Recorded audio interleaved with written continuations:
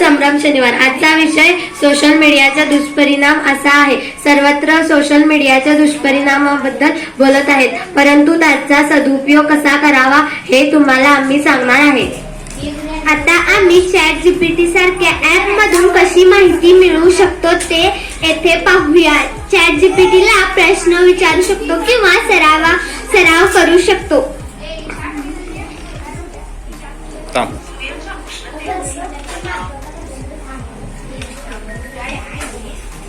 पाऊस कसा पडतो? पाऊस कसा पडतो? सूर्याच्या उष्णतेमुळे पाण्याचं बाष्पीभवन होतं.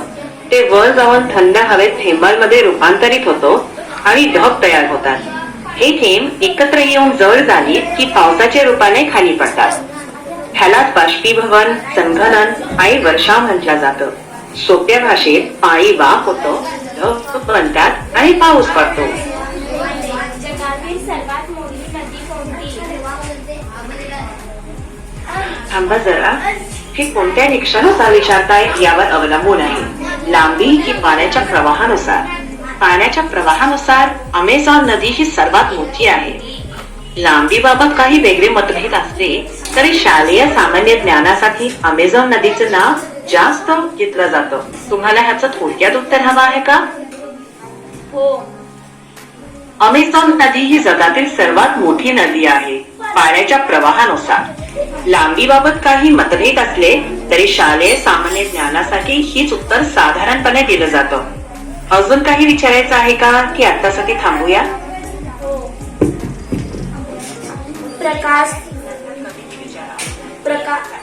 प्रकाश संश्लेषण क्रिया म्हणजे काय? प्रकाश संश्लेषण क्रिया म्हणजे हरित वनस्पती सूर्यप्रकाश, पाणी आणि कार्बन डायऑक्साईड वापरून स्वतःचं अन्न तयार करतात आणि ऑक्सिजन बाहेर सोडतात. अशी प्रक्रिया. हीच पृथ्वीवरील जीवनाची मूलभूत ऊर्जा साखळी मानली जाते. बस इतकंच. मानवाच्या शरीरात किती हाडे असतात? प्रौढ मानवाच्या शरीरात साधारणपणे 200 हाडे असतात. लहान मुलांमध्ये ही संख्या जास्त असते, पण मोठं होताना काही हाडं एकत्र जोडली जातात. त्यामुळे प्रौढ अवस्थेत ही संख्या साधारण इतकी होते. अजून काही जाणून घ्यायचं आहे का याबद्दल? हो.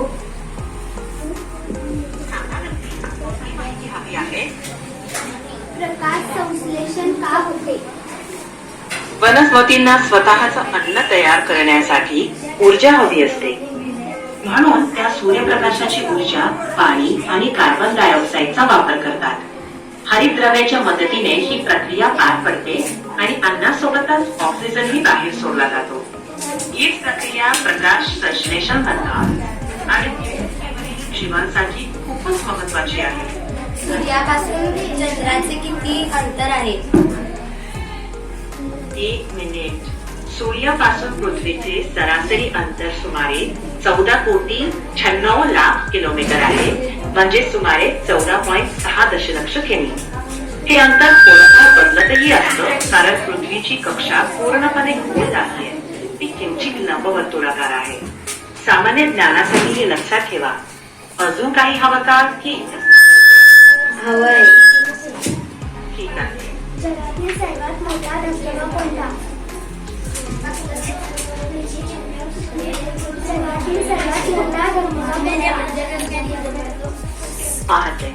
जगातील सर्वात उंच धबधबा म्हणजे एंजल फॉल्स, जो व्हेनेझुएला मध्ये आहे. सुमारे 9677 मीटर उंच. जर भारतातील सर्वात उंच धबधबा विचारत असाल तर तो कर्नाटकातील कोंचिकल धबधबा आहे. अजून काही हवं का? काय जाणून घ्यायचं आहे? भारताची एकूण लोकसंख्या किती आहे?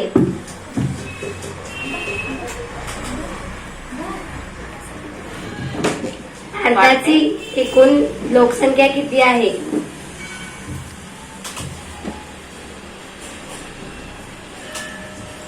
माझ्या अंदाजानुसार 2025च्या आसपास भारताची लोकसंख्या सुमारे 145 कोटीच्या आसपास आहे आणि ती सतत बदलत असते. सामान्य ज्ञानासाठी ही लक्षात ठेवा. अजून काही स्पष्ट करून सांगू का याबद्दल की इतकंच पुरेसं? इतकाच पुरेसा. तुम्ही काही प्रश्न विचारा. ठीक आहे. पहिला प्रश्न, भारताची राजधानी कोणती आहे? पटकन सांगा. नवी दिल्ली. बरोबर. दुसरा प्रश्न, भारताचा राष्ट्रीय प्राणी कोणता आहे? पटकन सांगा. वाघ. बरोबर. तिसरा प्रश्न, भारताचा राष्ट्रीय पक्षी कोणता आहे? बरोबर. चौथा प्रश्न, भारताचा राष्ट्रीय फूल कोणता आहे?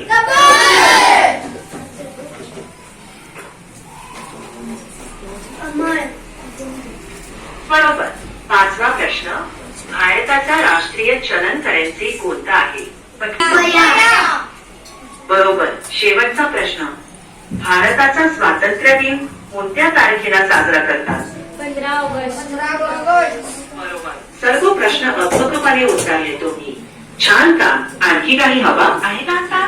नको. ठीक आहे. नंतर कधीही विचारा. भेटू पुन्हा.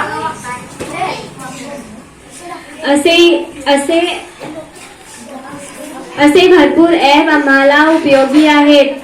त्यांच्यापासून अभ्यास व सराव करू शकतो. तुम्ही असे ॲप वापरून अभ्यास करा. धन्यवाद.